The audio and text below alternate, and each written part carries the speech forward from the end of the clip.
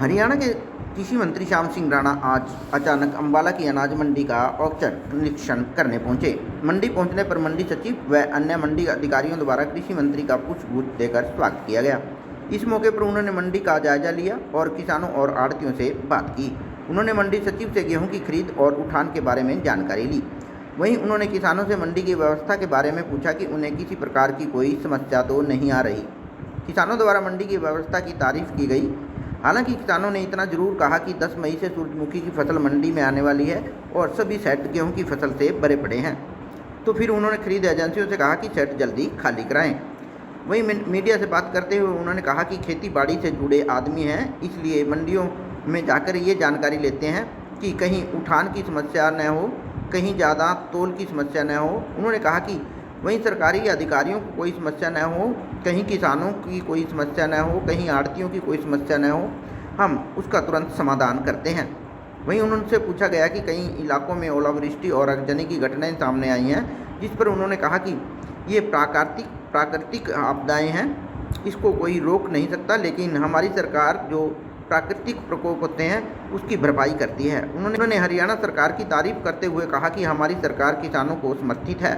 उन्होंने कहा कि कई जगह आगजनी की घटनाएं भी हुई हैं, ये सभी चीज़ें हमारे ध्यान में हैं और इसके लिए हम किसानों की मदद करेंगे। वहीं जब उनसे पूछा गया कि कई मंडियों में तोल में भी गड़बड़ी पाई गई है, तो उन्होंने कहा कि जो भी गड़बड़ी करेगा उसके खिलाफ सख्त कार्रवाई की जाएगी।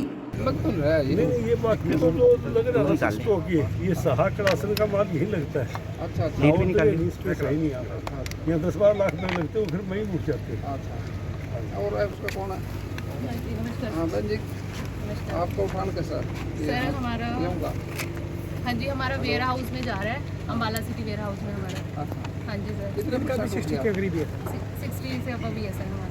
इनकी 15-20 294 MT हमारा हो चुका है और टोटल परचेज हमारी 485 MT। जल्दी हो जाएगा? हो जाएगा सर आपका। आपकी क्या समस्या थी?